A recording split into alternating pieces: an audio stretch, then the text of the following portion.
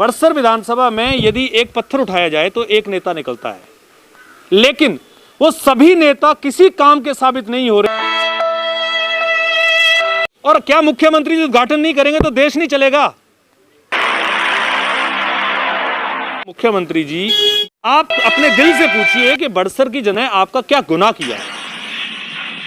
हमारे परम आदरणीय मुख्यमंत्री श्री जयराम ठाकुर जी की या तो किस्मत में बड़सर आना नहीं लिखा है या फिर वो चाहते नहीं है कि वो बड़सर आए। बिल्डिंग तैयार है, अगर उद्घाटन नहीं होगा तो क्या लोगों को सेवाएं नहीं मिलेंगी? तो नेताओं की जमात में तो इजाफा हुआ है, इसमें कोई शक नहीं। नमस्कार, जीवन उत्साह न्यूज़ पर आप सभी दर्शकों का बहुत बहुत स्वागत मैं कर रहा हूं। और आज मैं आपको फिर लेकर चल रहा हूं बड़सर विधानसभा के एक और बहुत ही महत्वपूर्ण मुद्दे की तरफ, जो मुद्दा सबकी नज़रों में है लेकिन उस पर बोलने के लिए कोई तैयार नहीं है।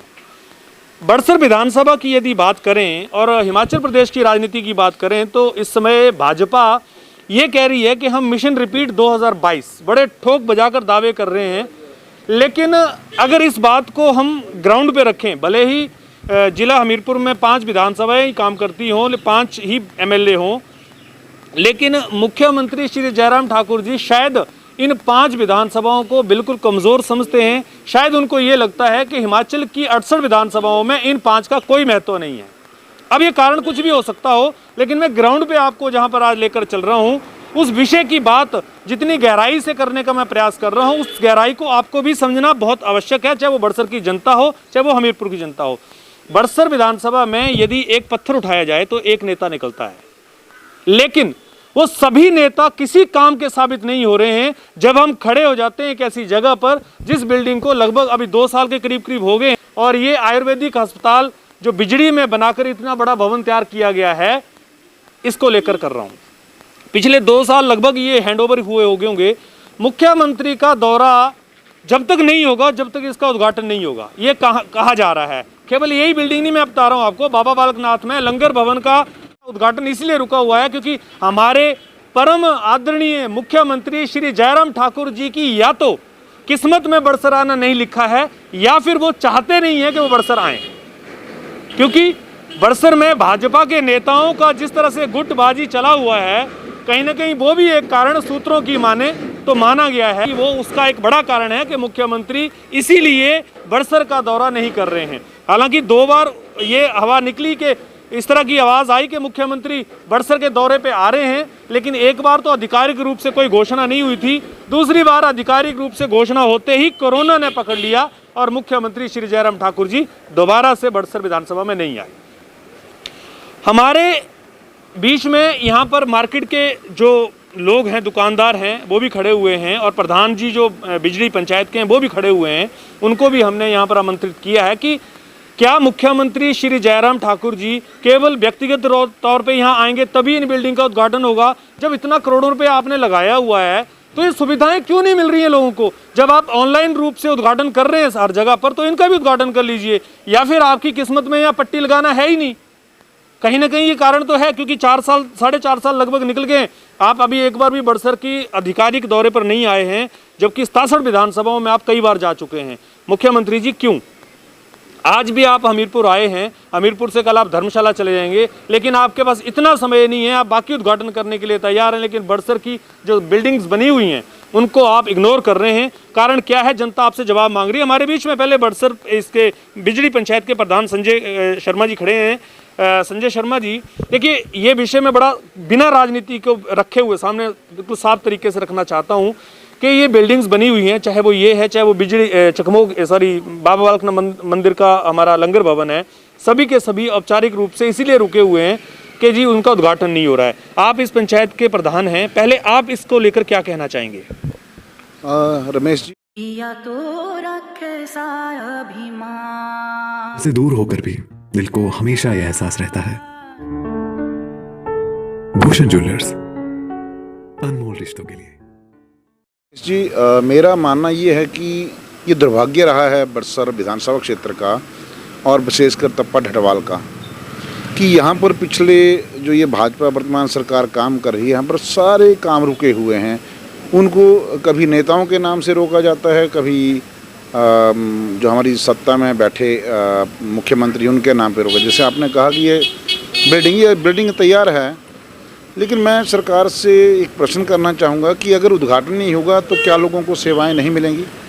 भवन तैयार है, आप जैसे मर्जी इसका ऑनलाइन ऑफलाइन उद्घाटन करिए, जैसा कि आजकल प्रचलन चला हुआ है, लोगों को सुविधाएं दें, लोग क्यों परेशान हों? तो जैसे आपने बात कही कि नेताओं की जमात, तो नेताओं की जमात में तो इजाफा हुआ है, इसमें कोई शक नहीं है, लेकिन वो नेता क्या कर रहे हैं ये हमारी समझ से परे है। हालांकि उसमें कई हमारे निजी मित्र भी हैं, पर हम खुद ये सोचते हैं कि भाई ये नेता लोग पता नहीं किस लिए नेता बने हैं।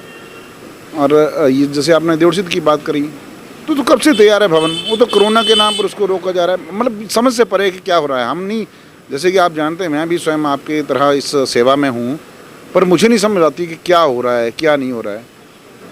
ये दुर्भाग्य कहा जाएगा ढटवाल का। जी संजय जी, आपने बिल्कुल सही कहा। मैं यहाँ पर एक दो सवाल बड़े दोबारा रखना चाहता हूँ। हमारे यहाँ पर जितने भी पॉलिटिशियंस हैं, जो मुख्य चर्चित चेहरों में आते हैं, जो आज गांव-गांव जाकर चर्चा कर रहे हैं, अपनी अपनी रैलियां कर रहे हैं, अपने अपने लोगों को जोड़ने का प्रयास कर रहे हैं, भाजपा की बात कर रहा हूँ, जिसमें 4-5 अलग, चाहे वो राकेश बबली जी हों, बलदेव शर्मा जी हों, चाहे वो विनोद ठाकुर जी हों, चाहे वो अन्य कोई भी लोग हों, वो गांव-गांव जाकर लोगों को जागरूक कर रहे हैं अपने अपनी योजनाओं के तहत।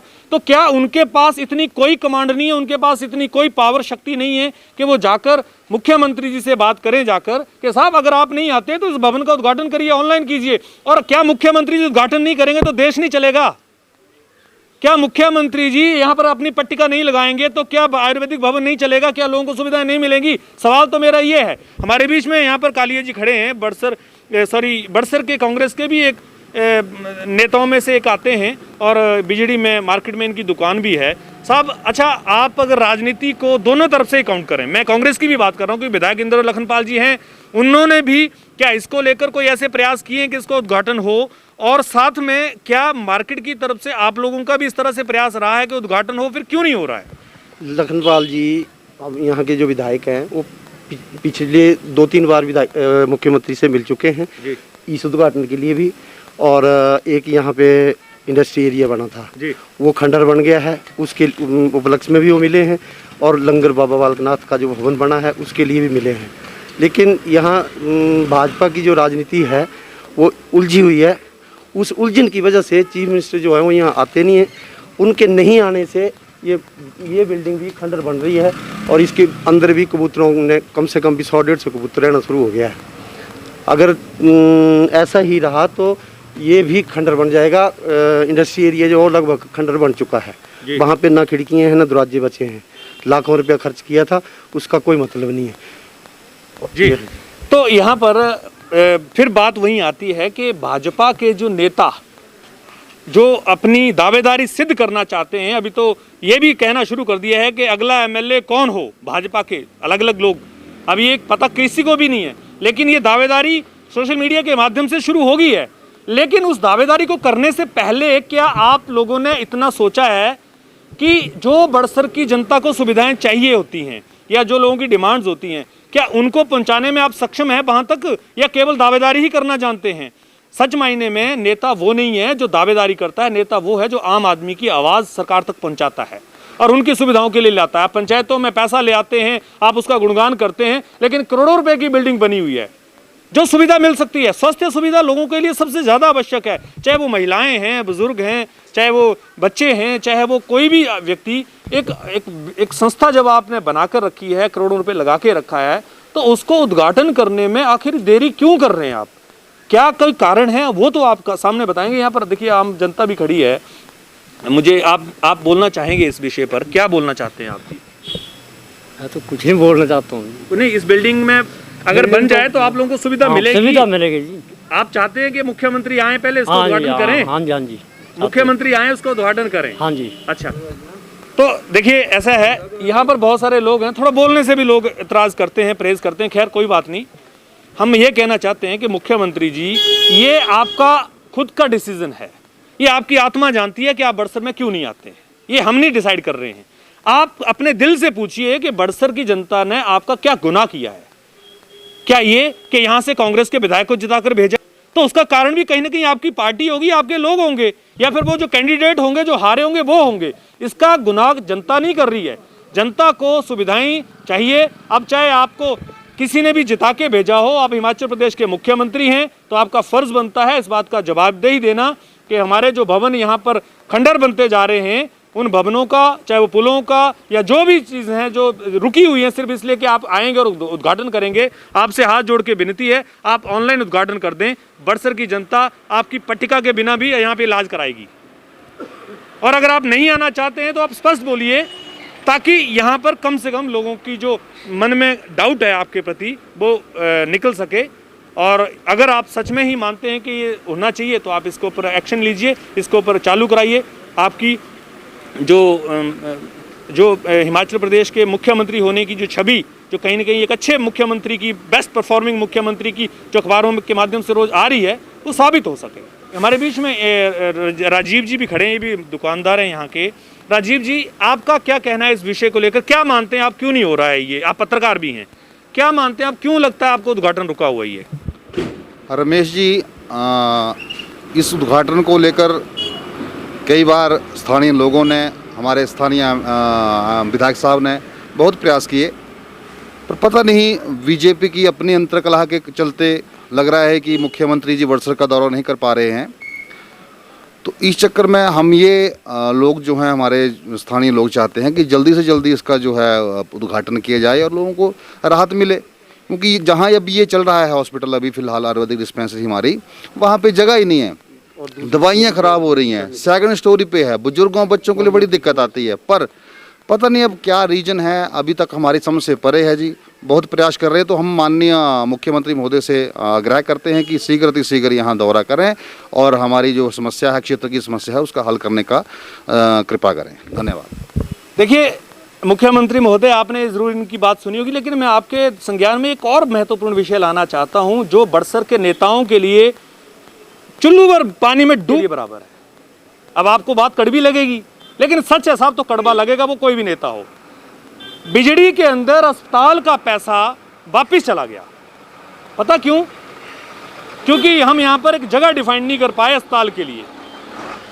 साहब, कितने दुख की बात है, कितने शर्म की बात है कि जिस विधानसभा में एक पत्थर उठाने पे एक नेता निकलता है जो अपनी नेतागिरी साबित करने की बात करता है, वो उस पैसे को नहीं रोक सका और यहाँ पर जगह आइडेंटिफाइड नहीं करा पाया। ये जो बड़े बिजली अस्पताल मैंने आपको दिखाई कि अभी बिल्डिंग दिखाता हूँ मैं आपको कि यहाँ पर वो अस्पताल की बिल्डिंग डिफाइंड नहीं हो पाई और वहाँ से पैसा जो है वो वापस चला गया, ऐसा सुनने में आया है। इसका हालांकि मैं पुष्टि नहीं करूँगा, लेकिन ये बताया गया है कि इसका पैसा वापस चला गया है क्योंकि बिल्डिंग नहीं बन पाई।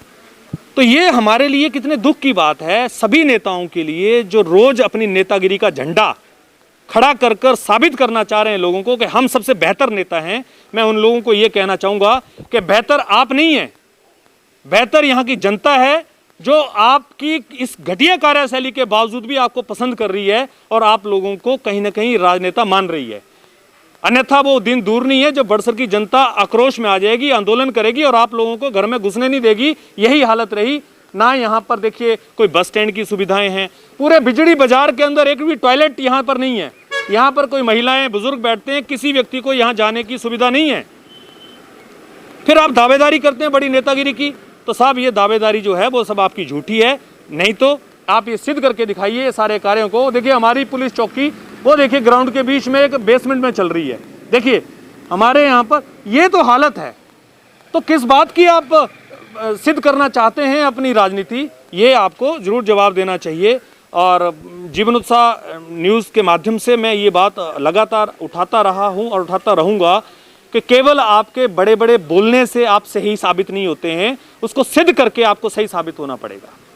तो जीवन उत्साह न्यूज़ के साथ आप बने रहिए, इस खबर को आप जरूर शेयर कीजिए और हमारे चैनल को आप ज़रूर फॉलो कीजिए ताकि इस तरह के लगातार आपके बीच में क्षेत्र की जो खबरें हैं वो आपके बीच में आती रहें। बहुत बहुत धन्यवाद आपका।